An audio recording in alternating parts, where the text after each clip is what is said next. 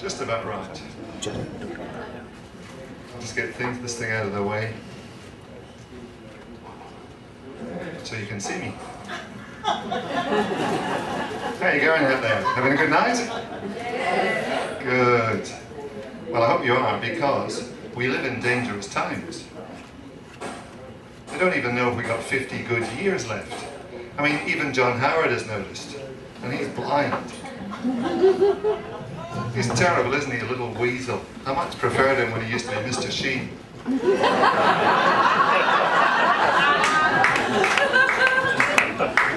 But anyway, excuse me, something amusing you?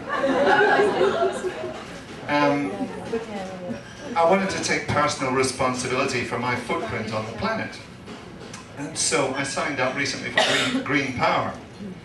This is on your power bill where you sign up for electricity that is not produced by burning coal. And there's different levels you can go, so I went for 100%. Guys came around with a van, they're doing stuff under the house, and they took off, and I went down to see what happened. And now, Green Power. I got 3 hippie dreadlock guys from Maynard living under the house. They've disconnected the hot water service and turned it into a giant bomb. If I want hot water, I just got to go down and ask them, and they say, "Yeah, man, no worries, we'll be right with you, we'll just put the billy on." And 20 minutes later, up the stairs they come with a tin half full of lukewarm water. And all this only cost me an extra $7 a week on top of my regular bill. And if I go to turn the lights on at night, the 3 of them come up and put on a rather spectacular fire-twirling show in the lounge room.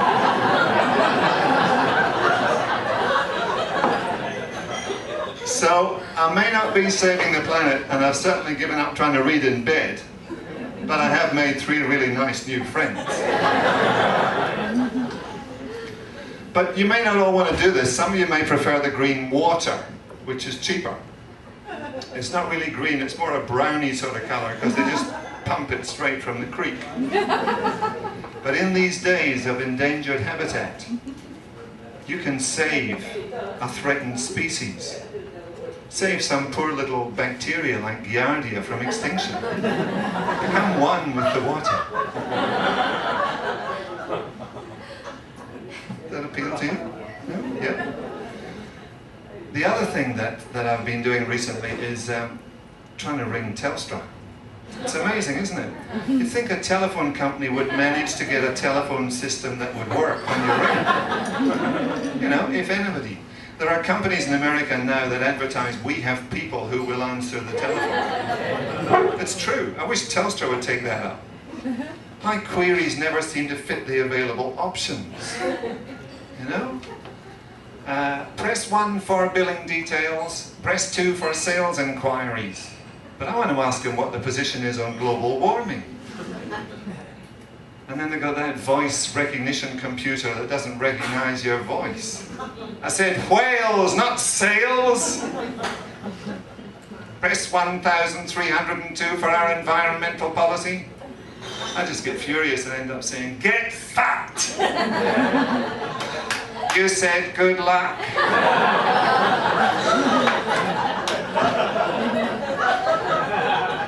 I met this woman a couple of weeks ago, and we were swapped phone numbers. We were trying to ring each other, and I got her machine, she got my machine, back and forward it went, and eventually we just gave up, you know, it obviously wasn't going to happen.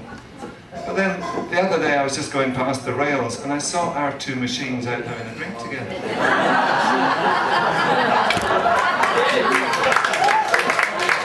I think they've been holding out on us, you know, not passing messages on.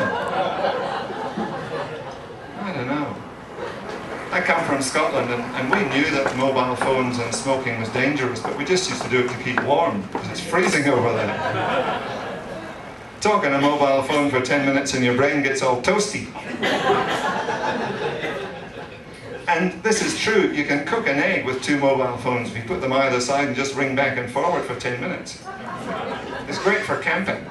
And if you've got a cap on your phone bill, it's probably cheaper than switching on the stove at home.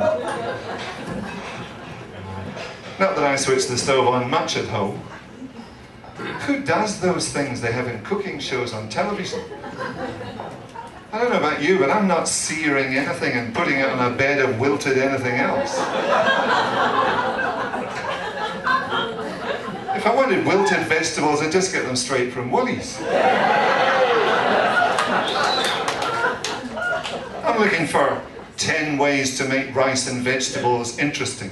And then next week, 10 more ways. With just a drizzle of extra virgin olive oil, try this delicious uncooked rice salad. Mmm, crunchy.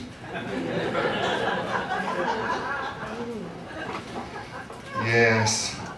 Juicers is another thing that I have in my kitchen. I like fresh juice, and I think that people would drink a lot more of it if juicers were easier to clean.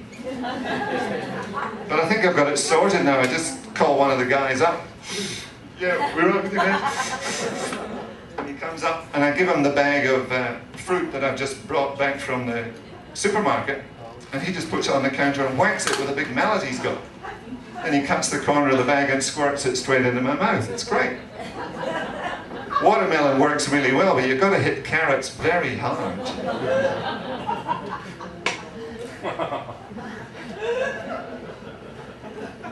There's an old bloke living in my bathroom. I see him behind me when I look in the mirror. He's got grey hair and everything. It's not me, I'm only about 30. I don't know who he is. But this getting on in years is not all bad. There are some advantages. For instance, there's a rumour going around, and I can verify that it is true, that if you wait long enough, the kids do move out. Thank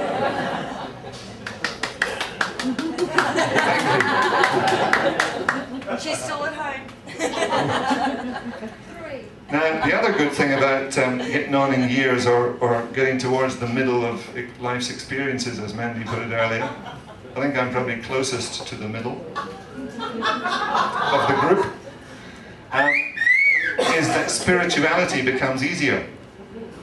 I used to struggle for years with Buddhism and be here now and being in the moment and all that sort of stuff, and now I think I've got it sorted. When the bills come, you open them and have a look at Telstra, put it on the counter, tax department, rates, put them on the table, and here's the secret. Put something innocuous on top of them, and they're gone. Short-term memory loss. It's great. I reckon that's why the Dalai Lama's going around with a grin on his face all the time. Either that or he's not wearing undies. Thank you. I've been Robin Laidlaw.